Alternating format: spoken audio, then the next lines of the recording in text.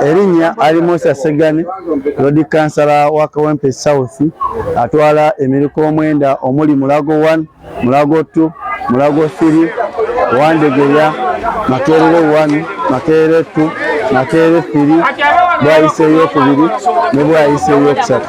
Ekituufu kiri nti bw'otambula mu bitundu byaffe obukyafu buyitirivu nnyo abantu bakyafu n'ekisooka kiviira ddala ku ba health officers okulaba nga tebakyajja ku ground babeera mu office mulundi guno twetaaga babeere nga bajja ku ground basomese abantu enkwata ya kasasiro abantu kasasiro tebamanyi enkwata y'omuntu bw'asanga wasa kasasiro eyandibadde afuna akaveera nasaamu kasasiro n'amusa ku lubaza lw'ennyumba ye amuteeka ku mwala enkuba bw'etonnya ng'ekiveera akisaama nga kikola ki nga kigwa mu maala ng'ali kizibikira kyova olaba kati wootuuse abantu tebalina amatoilets osanga ebizigo nga 20-30 nga giri ku toilet etya emu abamu bagenda mu buveera tutambuddeko eyo emmanga nga tuli mu kulongoosa naye ng'ekituufu kiri nti nawe olabira ddala abantu baffe beetaaga okuyambako so twetaaga okulaba nga twongeramu mu zino community activities okulaba nga abantu basensitizinga n'okulaba nga tweyonja nabo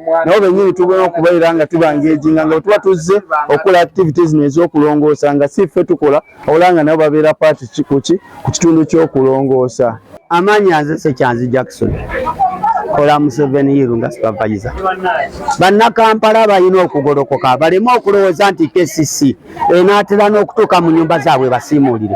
Abakulembeze mu Kampala bamanye omulimu gwabwe tebakulembera bukulembezi batuule mu bitiibwa balina okulambula ebitundu bye bakulembera bamanye ekyalenjezeza ebitundu byabwe.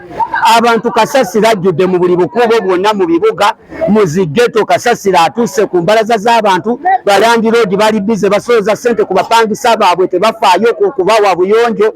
Abakulembeze mu Kampala kino kisusse batandise okulowooza nti KCC ejja kuyonja buli wamu eyingire mu mayumba gaabwe egende mu nkubo zaabwe ekyo ekintu si kituufu. Abakulembeze b'e Kampala bakansala abakyamani b'ebyalo bamanye nti bakulembera kusoomozebwa okulinga okwo bagolokose abantu baabwe bayonje ebyalo byabwe otherwise ekintu kisusse bwe kibadde kirina okukoma.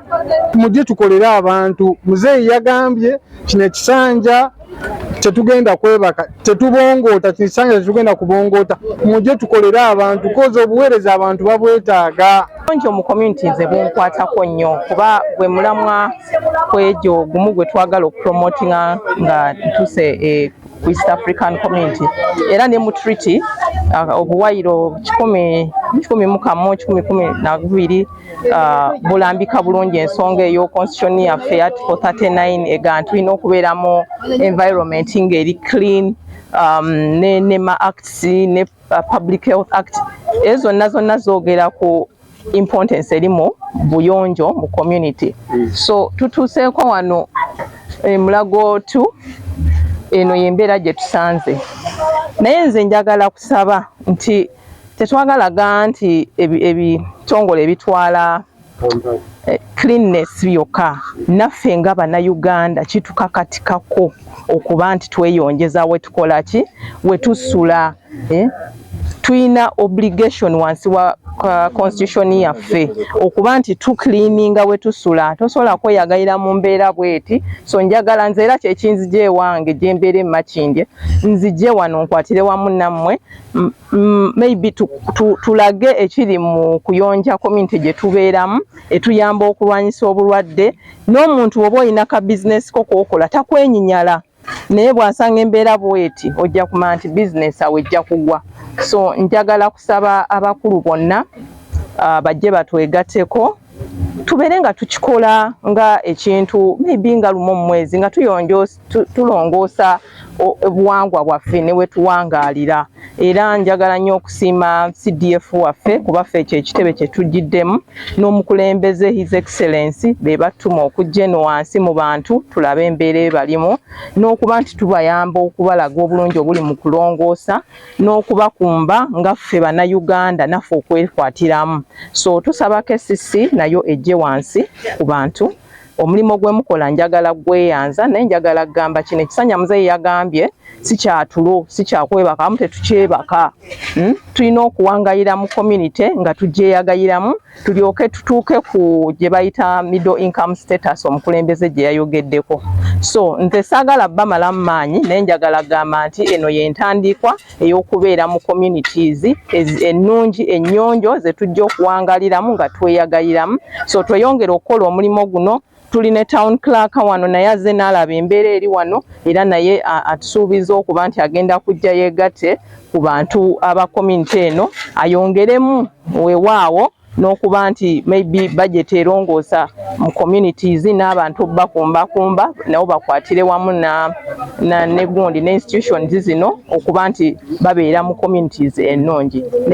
Neyanzeege erinnya nze Fiona Rwanda Rugali ndi munnamateeka era neesimbyewo ku kitebe ekya East African Community ku NRM Party era yenza agenda okubanga representinga eggwanga Uganda ku East African Legislative Assembly. Tuze wano okulongoosa Mulago naye tulina ekifo kye tusanzeemu ng'ekifo kibi nnyo. Toyi ziriwo nga 8, waliwo kasasiro obuveera bapama muli ne basuula wali amayumba gonna mafu balandiroodi tebalabikako n'aba LC abamu tebaliwo bonna bagenda Mekka. So tubadde tusaba bannannyini kitundu kino mutuyambe mujje mulongoose wano naye tuli oba si ekyo amayumba gaggalwe naye obulwadde buli wano busibuka wano. Omuntu tosobola kusolooza bantu ssente nga tebalina ttooyi. Ate tubadde tusaba n'aba division mujjeko mu community zonna mulage landiroodi abalage wa wazimba ttooyi mulabe ttooyi we baziteeka abantu. Naye wano waliwo ttooyi nga 10 waliwo n'ez'ebinnya waliwo n'ezitaliiwo ez'omu buveera. Mutuyambe bannange KCC mugendeko mu community mulabe buli landiroodi ttooyi ye eririddawa era yenkanawo ekintu ekyo mwali mukikola naye kati mwakivaako.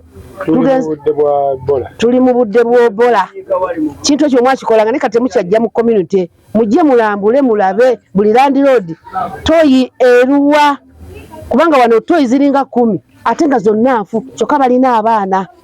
Ebola yazze.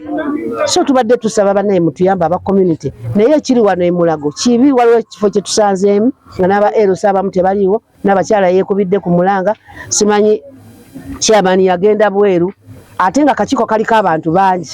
Obukyafu buva ku Kampala Capital City Authority kubanga Ssemateeka afuga Kampala Capital City Authority tulina Ssemateeka kuba eno gavumenti eyeetongodde mu gavumenti nti tulina gavumenti tusolooza omusolo era abantu tulina okubawa returns tubaddizaako omusolo gwe tusolooza waliwo ensimbi ze tusigazaako nga ku kimu ku kirina okubakolerwa kwe kuba nti nno tubajjamu kasasiro tubakolera enguudo bafuna amazzi amayonjo.